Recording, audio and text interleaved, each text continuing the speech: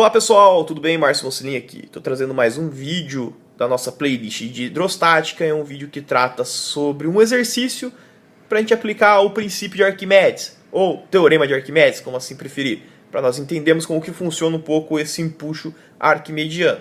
Vamos ler os enunciados juntos. Um bloco de madeira flutua inicialmente na água com metade do seu volume imerso. Colocando a flutuar no óleo, o bloco apresenta 1/4 do seu volume emerso. Primeiro ponto de atenção, a diferença entre imerso e emerso, tá?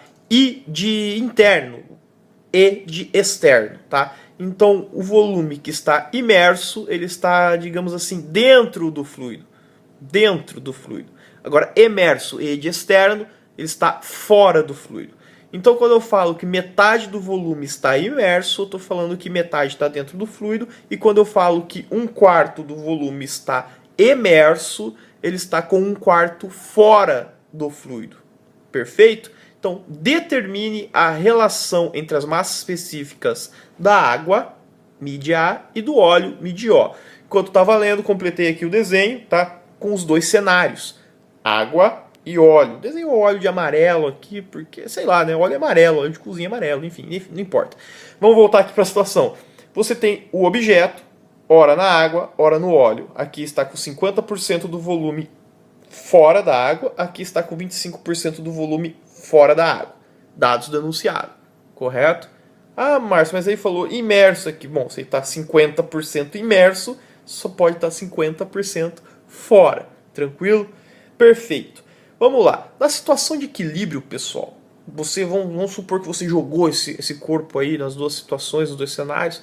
O equilíbrio ele é atingido, tá? Esse corpo ele vai parar e vai ficar em equilíbrio quando as forças se equilibrarem.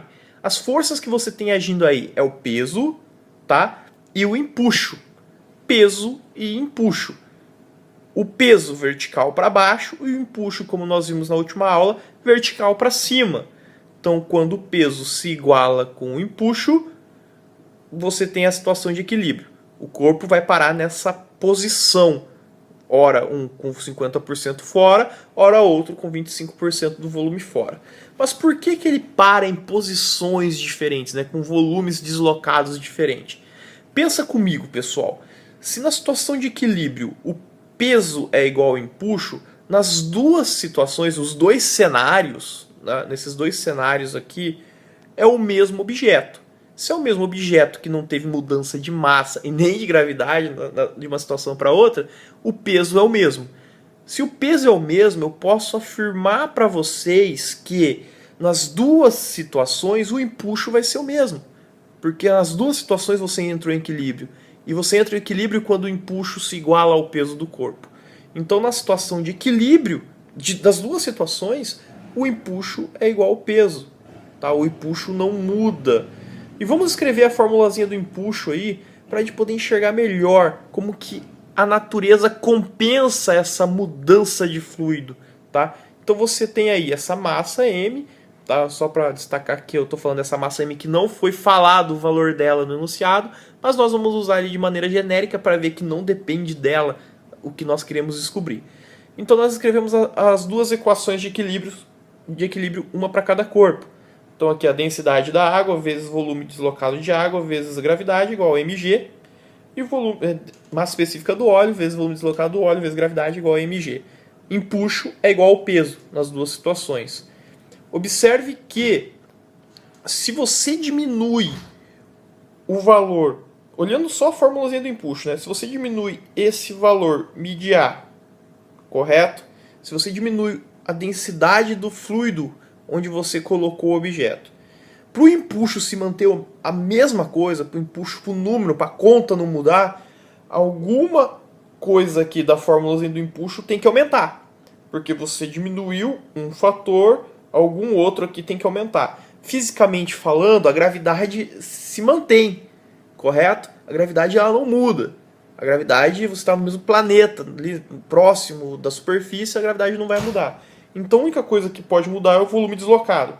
Se você diminui a densidade do fluido, esse volume deslocado tem que aumentar. Observe o que acontece aqui. Eu troquei o fluido água por óleo. O óleo, pessoal, se você estudou lá química, aquelas coisas, você vai ver que a densidade do óleo geralmente é mais baixa do que a densidade da água. Então o que vai acontecer aqui? Você passou de uma situação em que você diminuiu a densidade do fluido. A natureza, para compensar e chegar no equilíbrio, ela vai ter que fazer o quê? Aumentar o volume deslocado desse objeto. E se você for parar para pensar, quanto mais leve vai ficando esse fluido que você vai... Vamos supor que a gente vai repetir várias vezes, colocando fluidos cada vez mais leves. Vai chegar uma hora que o seu corpo ele vai começar a ser, digamos assim, sugado pelo fluido.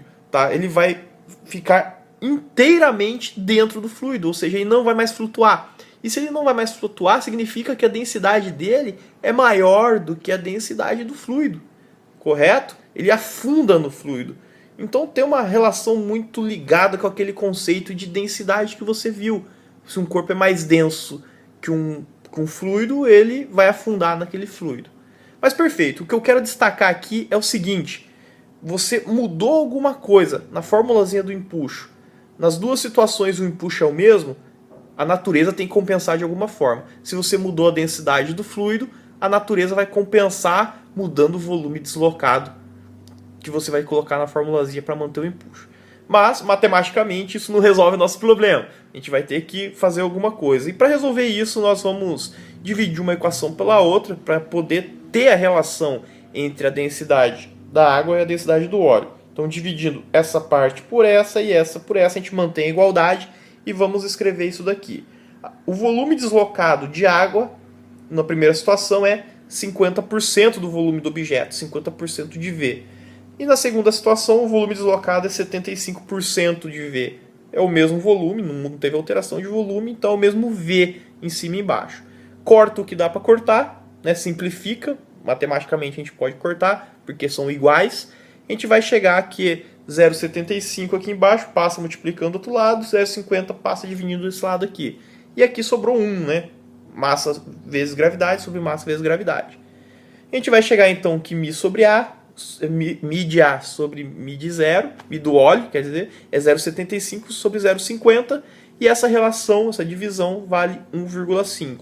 Ou seja, a densidade da água sobre a densidade do óleo é 1,5.